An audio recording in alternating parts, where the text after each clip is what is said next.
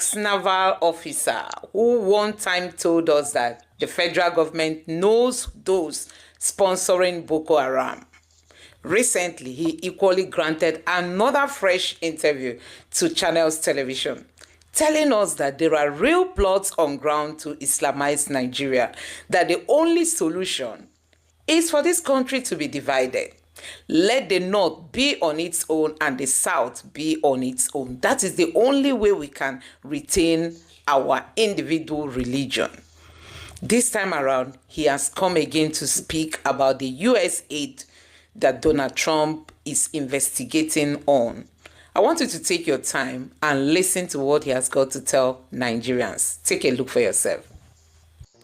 Well, let's bring in Associate Professor and retired Navy Commodore, Dr. Kunle Olawumi, as we continue to review developments in the National Assembly following allegations of USAID funding terrorism in Nigeria. Thank you for joining us on the news this hour. Precisely, how do you see these huge allegations impact on collaboration between Nigeria and the U.S. in terms of fighting and countering insurgency? Thank you very much for having me. I've been following the trend, and I think I'm surprised as to the way we are looking at this event. Probably, we don't know that in international relations, there's no friend. What is there is interest. And American, United States, the British, the French, they pursue their national interests the way they deem fit. For me, it's left for Nigeria, to put its ass together. I've always maintained that to be in the government in Africa, you require three things: intellect, character, and courage.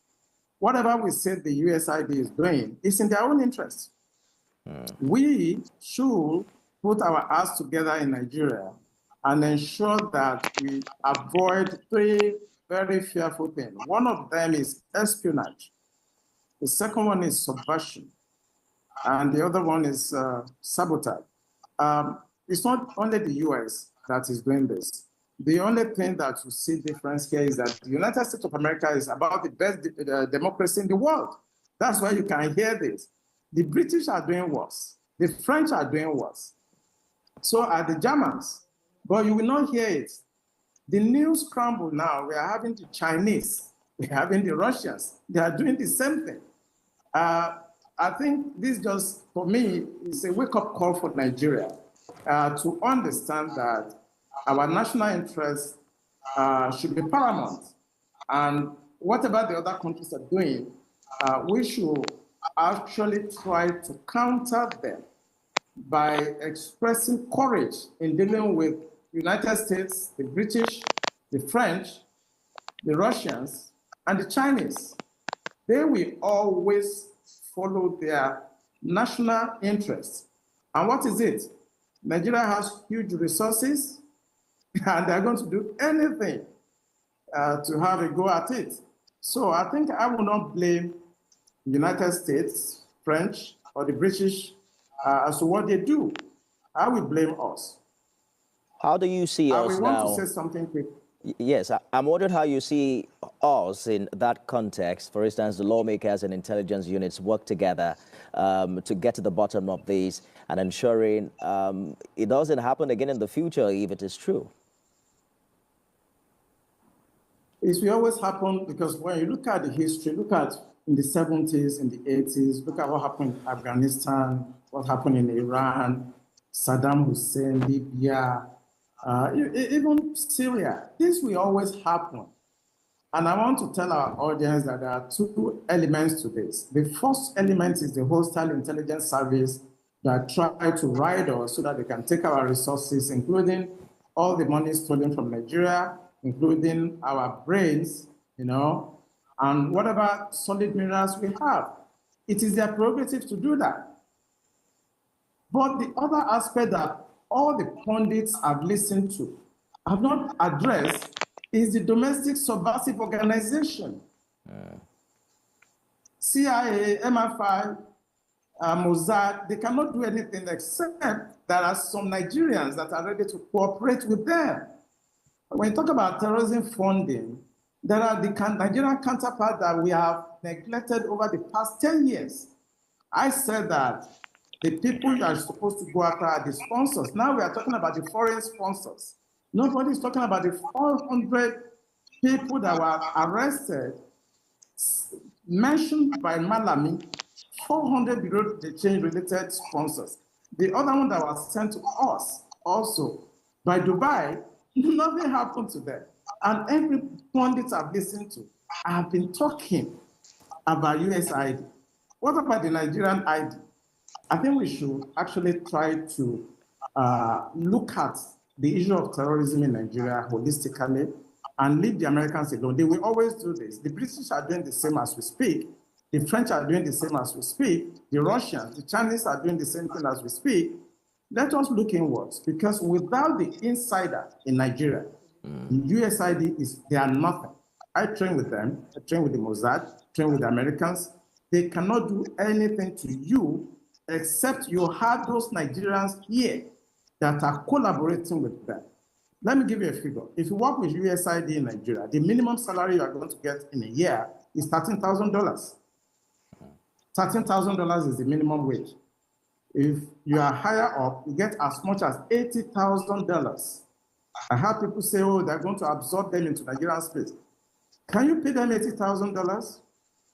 And if people are paid $80,000, $50,000 to work for USID in Nigeria, they are going to sell out. I think we should stop all these aids in Nigeria so that we can actually regain our sovereignty indeed. We don't have sovereignty as it is now. Good way to put it, and a very unique point that you have made. There were conversations as to, the role that such agencies play in Nigeria, and whether or not we have really, gained that level of economic independence, especially with the body language we're seeing from the U.S. president. Would you say that economically we're prepared to take those tough decisions you're talking about? Oh, absolutely. Nigeria is one of the richest countries in the world. We have the money, we have the resources, both human resources and material resources. I think what we need to do is to have the courage, I mentioned it earlier, to govern this country at any level. You need intellect, you need character, and you need courage. The most important is courage. To relate with the United States or some of these people that we go to Chatham House and so on, we need courage to tell them to go to hell. We don't need them. They need us. We are the giant of Africa. Since we went to ECOMOG, they've been after Nigeria. And this thing I'm seeing now is not new. It's been on forever. I was in the system and I know this has always been happening. But why they get away with this is because we have Nigerians in the military, in the political space, that are working with them. And that is why they are getting away with it. But we need to send a note of warning to those Nigerians that are ready to collaborate with the foreign partners, the Postal Intelligence Service, to undo our sovereignty. I think we need to set an example, get those people that were mentioned in the past, arraign them, and try them in a court of law so that others will stop collaborating with them. I don't blame America. So that others will stop collaborating with them. I don't blame Americans. I don't blame the British. If I were them, I would do the same. If you are stupid, I would try to help you with your resources. I will take them away.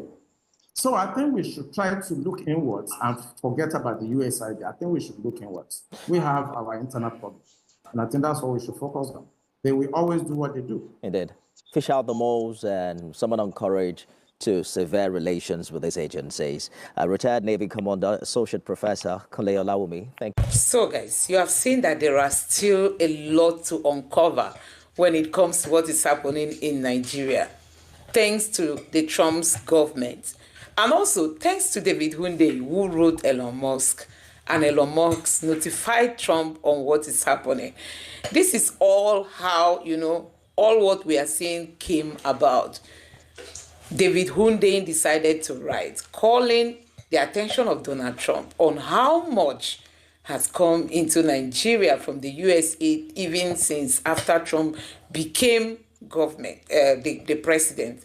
I mean, these things happened even while Trump was yet to be inaugurated. Then after his inauguration, they were still sending money. And guess what? David Hunde is an investigative journalist. He understands what is going on in this country. So he called on the attention of Elon Musk. And that was how they actually went ahead to dig deep to discover all what has been happening in Nigeria. The sad part of all this story is that this money is said to have ended up in the hands of enemies of Nigeria. That is even the worrisome part. If that this aid came in and then people used it to better the lives of Nigerians, I don't think people will be talking about it. But because it ended up in the hands of those who are out to destroy Nigeria, and today the government is mum. Let me know what you think about all this in the comment section below. Please